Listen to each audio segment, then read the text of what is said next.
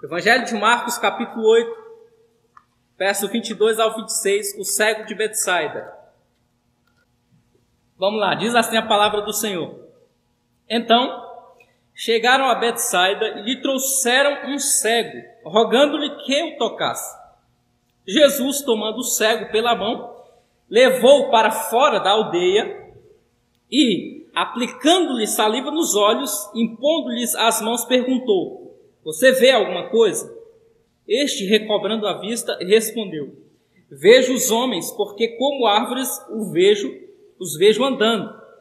Então, novamente lhes pôs a mão nos olhos e ele passou a ver claramente, ficou estabelecido e tudo distinguia de modo perfeito. E mandou Jesus embora para casa, recomendando-lhes: não entre na aldeia. Oremos. Senhor Deus, eterno Pai, nós acabamos de ler a Tua palavra, rica e infalível. Senhor, nós encurvamos o nosso espírito e pedimos humildemente que o Senhor envie uma palavra aos nossos irmãos que estão do outro lado. O Senhor os conforte e os console em nome de Jesus. Eu oro agora intercedendo por cada família que perdeu um ente querido, que tem alguém que está no hospital, que as Tuas mãos vá lá, meu Deus, e os ajude em nome de Jesus. Tu és o Deus de perto, Tu és o Deus de longe. Senhor, que a Tua palavra seja como a chuva que está caindo lá fora, que cumpra o resultado para o qual está sendo enviado. Nós oramos em nome de Jesus. Amém. Glória a Deus. Amém, meus irmãos. Muito bem.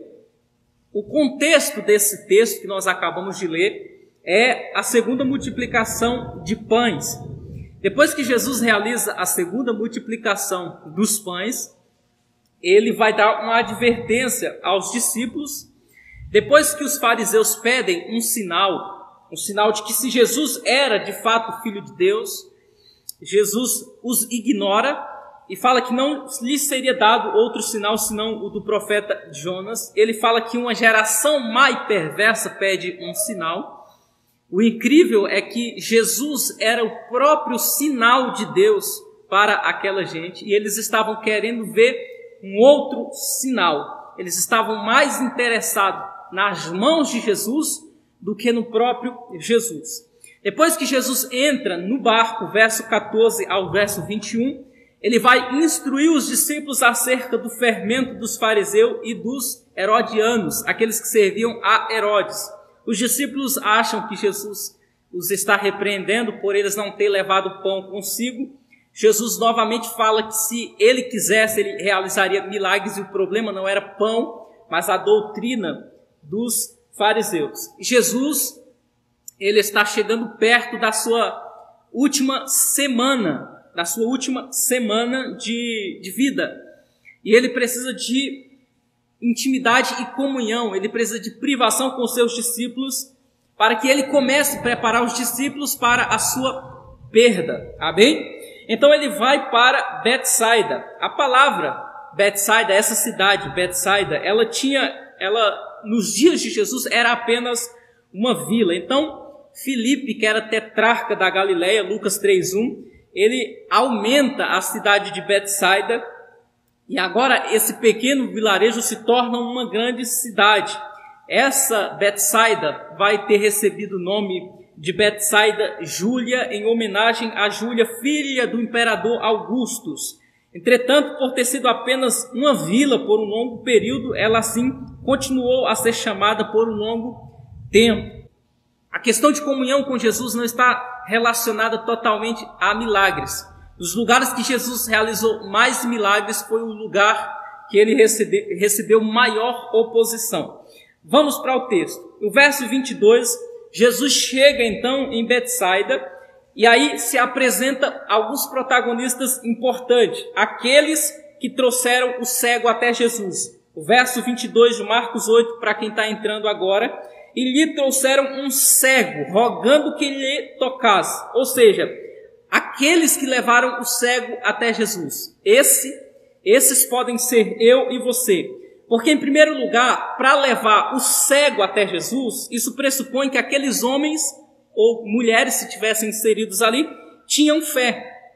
se não tivessem fé, não teriam levado o cego até Jesus. Tinham fé em Jesus, caso contrário, não levariam o cego. Então, a primeira coisa que nós podemos aprender é que nós não cumpriremos o ide de Jesus, ou seja, levando os pecadores até Cristo e Cristo até os pecadores, se não tivermos fé que Jesus é o Salvador, se não tivermos fé que Jesus é poderoso, se não tivermos fé que Jesus pode transformar a vida, nós não conseguiremos cumprir esse papel.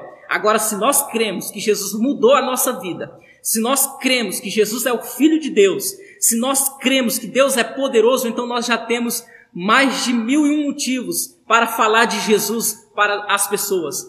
Como Paulo disse, eu não me envergonho do Evangelho, boa nova de Cristo, porque é o poder de Deus para a salvação de todo aquele que nele crê. Então não tenha vergonha, meu irmão, minha irmã, de falar de Jesus, de falar daquilo que Jesus fez na sua vida.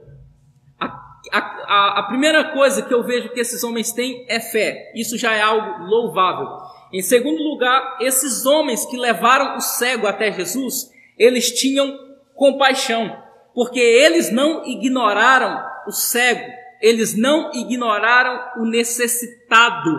Precisamos desses sentimentos, principalmente nesse tempo que estamos vivendo, de compaixão, de empatia. Poxa, o cego não sou eu, o cego não é alguém da minha família, mas eu vou ser movido de íntima compaixão e vou conduzi-lo até Cristo. Se ele não pode ir por si só, então eu vou conduzi-lo a Cristo. E isso é amor, isso é compaixão. Olha, a primeira epístola de João, capítulo 3, verso 23, olha o que a palavra de Deus nos diz. E este é o seu mandamento. Primeiro, creiamos no nome do seu Filho. Eles creram. Jesus Cristo, e que nos amemos uns aos outros como Ele ordenou. Guarde isso no seu coração. Amor bíblico não é sentimento, é mandamento. Vou esperar você dar um glória aí. Amor bíblico não é sentimento, é mandamento.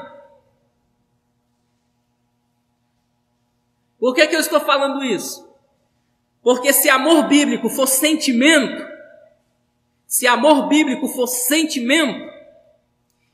então eu não poderei ser julgado por não amar o meu irmão, se amor for sentimento, mas não é sentimento.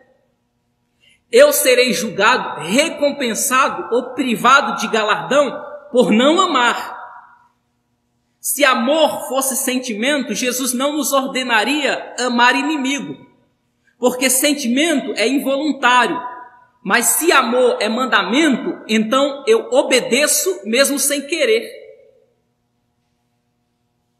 Amor não está relacionado, amor bíblico, tá, irmão? O amor bíblico tudo crê, como Paulo fala lá em 1 Coríntios 13, tudo crê, tudo espera, tudo suporta. Isso é mandamento, Então, se é mandamento, nós precisamos entender que eu decido escolher quem eu amo ou não. E o amor aqui é o amor ágape. É um novo mandamento que eu vos dou. Se nós amamos a Deus, devemos demonstrar esse amor para com o nosso semelhante, o nosso próximo. 1 Coríntios 13. Assim permanece agora estes três: a fé, a esperança e o amor. E o maior deles, porém, é o amor.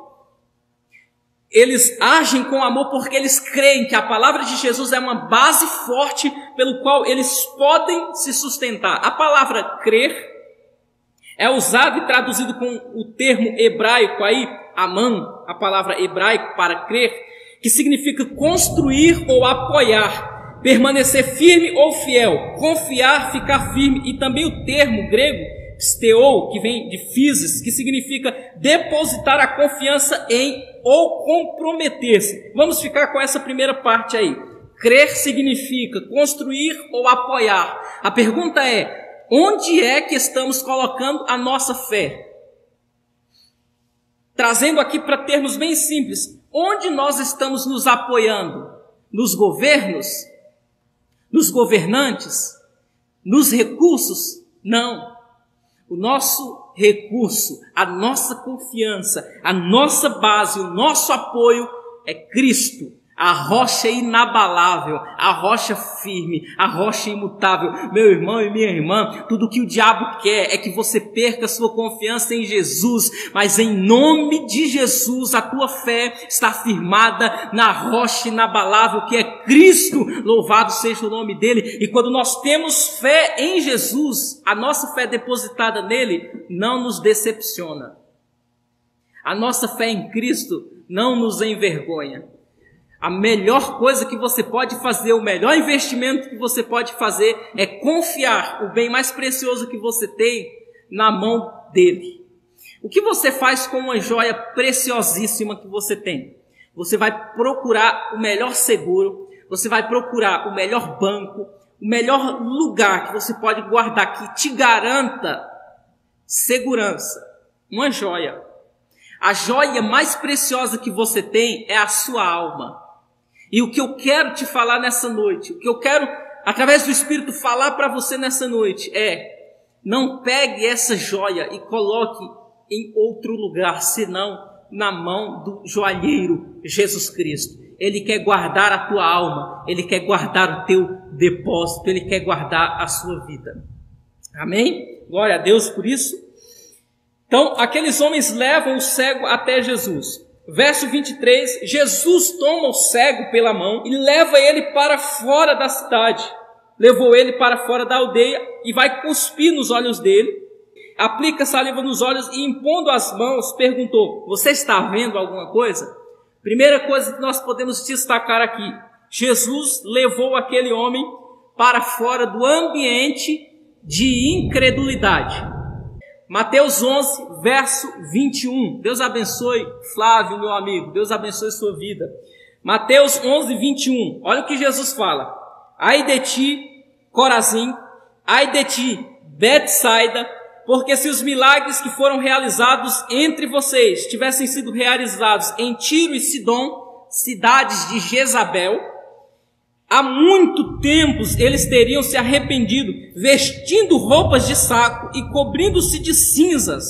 Jesus estava dizendo o seguinte: olha, essa cidade é indigna de que eu realize sequer mais um milagre no meio dela. Então sai desse ambiente de incredulidade e vem aqui para fora que eu vou fazer algo na tua vida. Uma coisa que nós temos que aprender a fazer é pedir orientação para Deus, para sairmos do ambiente de incredulidade. Se você está desanimado, você não pode andar com quem está mais desanimado do que você. Se você está fraco, você precisa, em primeiro lugar, buscar força em Deus, mas evitar andar com incrédulo. Hebreus 13, 19 diz, o autor citando o motivo dos hebreus no Êxodo não terem entrado na terra prometida, ele vai falar que o motivo foi incredulidade. Ele vai falar assim: olha, por que foi que Israel não entrou na terra prometida? Não foi acaso pela incredulidade e a dureza do vosso coração? Ou seja, a incredulidade, Anderson, meu amigo, um beijo fraterno no teu coração e a paz do Senhor. A incredulidade é uma afronta a Deus. Porque a incredulidade é você dizer que Deus não é poderoso nem fiel para cumprir o que Ele disse que cumpriria. Então tem muita gente perdendo a bênção, tem muita gente perdendo o acesso à terra da promessa pela incredulidade.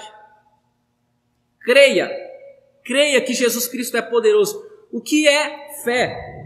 Eu sempre falo, fé é você confiar no caráter de Deus. Você já viu Deus prometer e não cumprir? Não. Então, confia em Deus, porque Ele promete, e as vias que Deus promete, às vezes são as vias da loucura, beirando a loucura.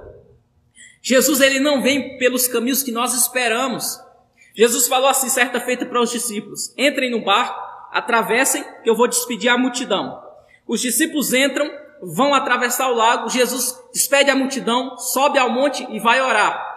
Por volta da 4ª vigília da noite, de repente se formou um forte vendaval, as ondas começaram a combater a embarcação dos discípulos e eles, em desespero porque o barco ia a pique, de repente olham na linha do horizonte e vê algo que eles pensam ser um fantasma. E eles gritam de medo e Jesus fala assim, olha, não temam, tende bom ânimo, sou eu.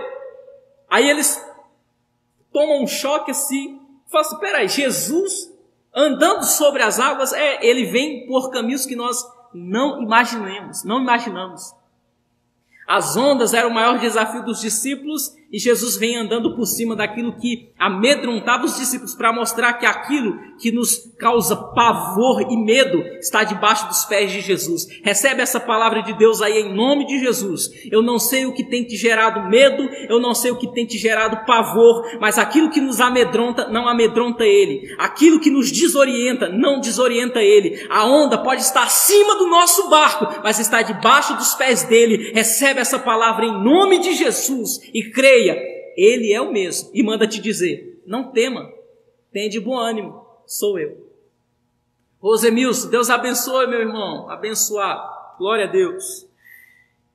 Então Jesus leva o homem para fora do ambiente de incredulidade. Agora, Cristo, que é a promessa de Deus, se recusou a realizar um milagre dentro da aldeia, ele vai cuspir nos olhos do cego.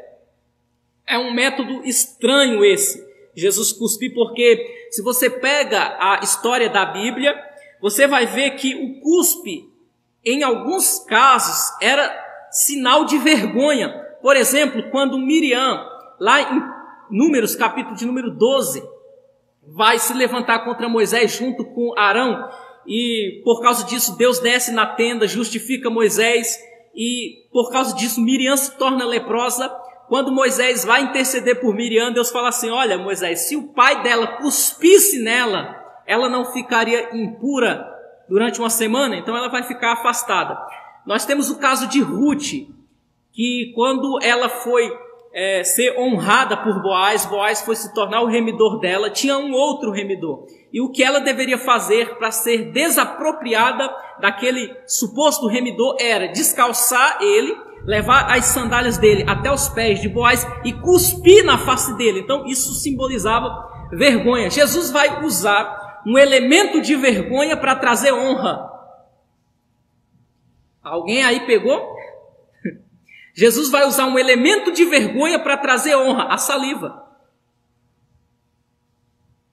Ele vai cuspir no olho daquele homem, vai fazer argila e vai dar visão para ele. Outro estudioso, William Hendrickson, vai dizer que a saliva também era considerada por muitos orientais como elemento de cura mística. Por exemplo, quando você queima o dedo, o que você faz com seu dedo? Você queimou o dedo, a primeira coisa que você faz é colocar na boca, porque dá a ideia de refrigério, dá a ideia de alívio. Então nós temos essas duas linhas de interpretação. Aí Jesus cospe e vai usar um método diferente para trazer cura. Jesus, ele vai realizar 7 milagres de cura aos cegos no Novo Testamento, e em nenhum deles ele usou método igual. 7 curas de 7 cegos, ele não realiza nenhuma das curas do mesmo jeito, para mostrar que Jesus é livre para fazer o que ele quer, da forma que quer, do jeito que quer. Então, nós temos o problema de querer que Deus faça na nossa vida com a mesma forma que ele fez na vida do outro. E Deus está dizendo, olha, o que eu quero fazer na tua vida é algo novo. O que eu quero fazer na tua vida eu não fiz na vida de mais ninguém. Eu estou criando algo novo para você. Ele cura colocando a mão. Outro, ele cura cuspindo no olho. Outro, ele cura sem sequer tocar. Jesus é livre, ele faz o que quer, a hora que quer, do jeito que quer, e o nome dele é glorificado. Por que Jesus usa métodos diferentes? Para mostrar que ele é diferente dos místicos orientais. Porque os místicos orientais tinham uma fórmula para realizar cura. Jesus, ele não fica preso às fórmulas. Jesus, ele cura do jeito que ele quer porque ele é Deus. Ele não está preso às fórmulas, mas às fórmulas que estão presas a ele. Então Jesus vai e quando pergunta o homem, olha, você está vendo alguma coisa? Verso 24. Este, recobrando a vista, respondeu, disse, eu vejo, mas vejo os homens como árvores que andam. Eu acho interessante uma interpretação que alguns estudiosos dão para isso, falando que Jesus exagerou na dose de poder, e abriu primeiro a vista espiritual do homem, porque a Bíblia vai falar que nós somos árvores, né? Salmo 1 vai falar que o homem prudente é como árvore plantada junto a ribeiros de águas. Outros vão falar lá em Daniel, capítulo de número 4, que Nabucodonosor é comparado a uma grande árvore, né? Jesus mesmo vai falar que nós somos árvore, toda árvore boa dá bom fruto e árvore má dá má fruto. Então, alguns estudiosos falam que Jesus exagerou na dose de poder e o homem começou a ver primeiro a visão espiritual. Mas eu fico mais com a questão mais equilibrada e entender que esse foi um milagre progressivo de Jesus. Foi algo progressivo. A Bíblia vai nos falar que então esse homem tem as vistas distorcidas e vê os homens como árvores. Só que Jesus ele não desiste de terminar a obra. Pega isso aí para a sua vida. Aquele que começou a boa obra, ele é fiel para aperfeiçoá-la. Ele vai terminar o que ele começou. Jesus não é aquele tipo de pedreiro, deixa eu dar esse exemplo, que começa a obra e não termina. Não. Se ele pôs a mão, pode ficar tranquilo que ele vai terminar. Ele vai terminar a obra na tua vida, ele vai terminar a obra no teu ministério, ele vai terminar a obra na tua família. A tua família é projeto de Deus, o teu casamento é projeto de Deus, a tua família é projeto de Deus. Só não ponha a mão, deixa ele trabalhar, ele sabe o que está fazendo. Oh, aleluia. Aí o verso 24, o homem levanta os olhos para as pessoas. Pode perceber na sua Bíblia aí, ele levanta os olhos para os homens. Ele não olhou para cima, ele olhou para os homens. Visão horizontal, olhou para frente. E quando olha para frente, a visão é distorcida. Ele vê os homens como árvore. Aí Jesus vai nos falar em Filipenses, capítulo 1, verso 6. Tendo por certo isto, que aquele que em vós começou a boa obra, aperfeiçoará até o dia de Cristo. Sabe o que a palavra de Deus está nos dizendo? Que nós estamos em reforma até a volta de Jesus. Quando nós chegarmos no céu, nós continuaremos aprendendo em Jesus. O problema é que as pessoas acham que nós já estamos completos. Nós estamos em um processo de santificação. Nós somos como vasos moldados na mão do Senhor. O Senhor está fazendo uma obra em nós. Ele vai aperfeiçoar. Provérbios 4, 18. Mas a vereda do justo é como a luz da aurora que vai brilhando, brilhando, brilhando até ser dia perfeito. Ou seja, Deus está realizando um progresso na vida do seu servo. Verso 25, e nós já vamos encerrar, tá bom? Então, novamente lhe pôs as mãos nos olhos e ele passou a ver claramente, ficou restabelecido e tudo distinguia de modo perfeito. Algumas versões vão dizer que Jesus impôs as mãos sobre ele e o faz olhar para cima. Quando faz olhar para cima, algumas versões vai dizer que ele olhou para o céu e depois olhou para os homens. E aí quando ele olha primeiro para o céu, a vista dele é estabelecida. E o termo para ver claramente aí é telaugus no grego. Telaugus significa enxergar ao longe e distintamente. O toque de Jesus fez com que aquele homem, primeiro, olhasse para Deus e depois para os homens. Sabe o que Jesus está fazendo na vida daquele homem? Colocando a ordem exata da nossa visão. Sabe qual que é o problema nosso hoje? Primeiro, olharmos para os homens e depois olharmos para Deus. E o que Deus está fazendo é, primeiro, meu querido, primeiro, minha filha, olha para mim, depois olha para o homem. Quando você olha para o homem, a tua visão de Deus é distorcida. Mas quando você olha para Deus, a tua visão dos homens é aclarada. Nós podemos trocar isso e colocar assim, no lugar dos homens, os problemas. Nós olhamos primeiro para o problema e depois para Deus. Deus está falando, está errado. Primeiro olha para mim, depois para o problema. Tem uma ilustração que diz assim, que o homem estava com um problema enorme. Problema enorme. E aí, Deus, olhando para a angústia daquele homem que estava vendo com um problema enorme, o problema estava aqui e o homem estava embaixo, e ele olhando o problema falou, meu Deus, que problema grande, que problema enorme. Aí Deus pega ele e leva para cima, e vai levando para o Monte da Fé. É o nome do monte, Monte da Fé. E quando coloca ele no pináculo do topo do Monte da Fé, fala para ele olhar para o problema. E quando de cima ele olha para o problema, ele vê o problema pequenininho. E a moral da ilustração é que, enquanto nós não alcançarmos o pico da fé, todo e qualquer problema será imenso para nós. Deus abençoe, irmão Paulo, irmã Adriele. Todo problema será grande para nós. O que Deus está falando é: eu quero te trazer para uma dimensão tão grande de fé, que quando você olhar para o problema, você vai olhar na perspectiva de Deus. E quando você olha na perspectiva de Deus, você não vê o problema na tua percepção. Você vê o teu problema na percepção de Deus. Quem anda pela fé é como Davi. Eu gosto desse exemplo. Davi, lá em 1 Samuel 16 e 17, vai ao campo de batalha e as pessoas vão falar: Davi, olha como Golias é grande. Olha como o escudo de Golias é grande e pesado. Olha o tamanho da lança. Olha o tamanho da espada.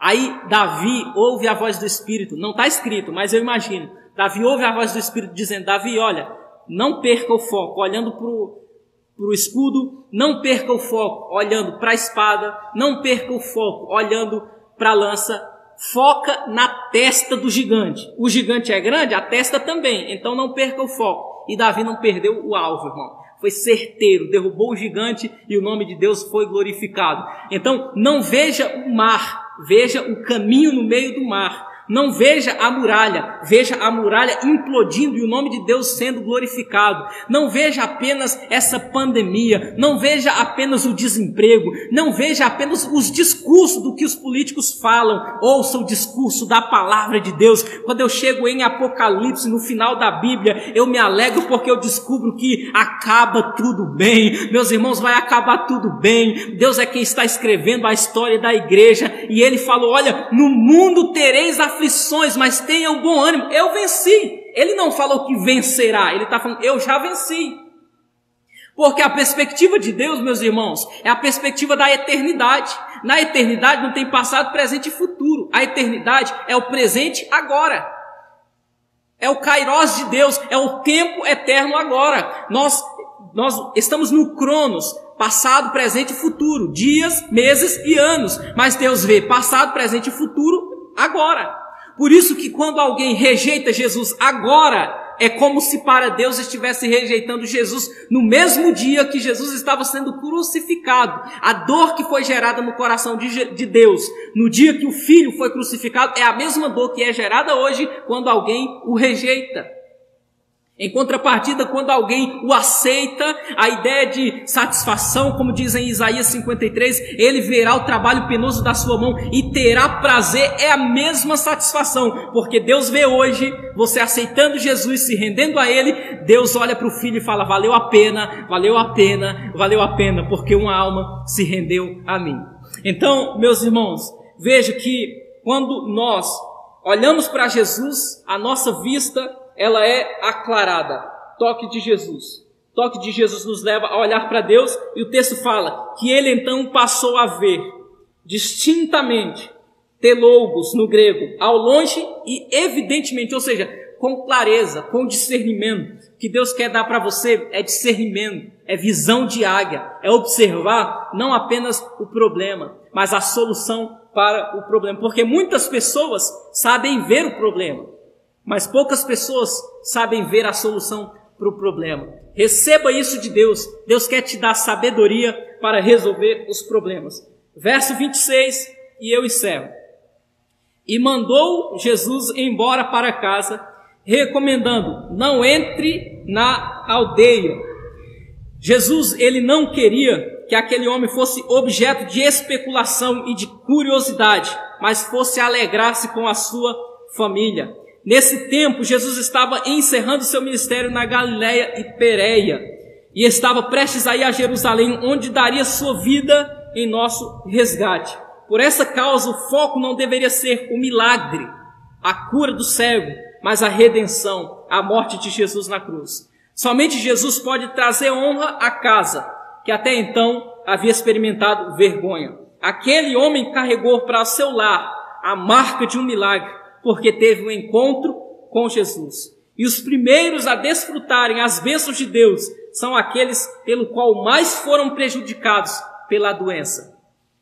As pessoas que mais desfrutaram do milagre foram aqueles e aquelas que mais foram afetados pelo problema.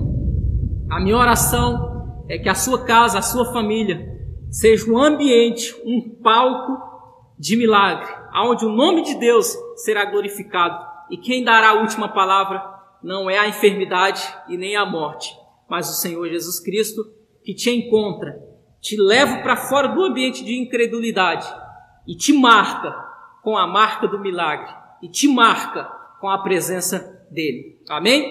Eu vou ver se tem pedido de oração aqui e eu vou orar. E nós encerramos. Se você quer uma oração específica, faça aí seu pedido de oração. E que essa palavra seja aplicada ao seu coração. Então vamos lá. Eu peço que você me ajude em oração, porque o mesmo Deus que me ouve é o Deus que te ouve. E a graça que nos é assistida é a graça que assiste você também. Vamos lá. Deixa eu voltar aqui. Eu vou ter que orar aqui em algum momento com o olho aberto para mim eu ver os pedidos de oração, tá bom? Mas vamos orar.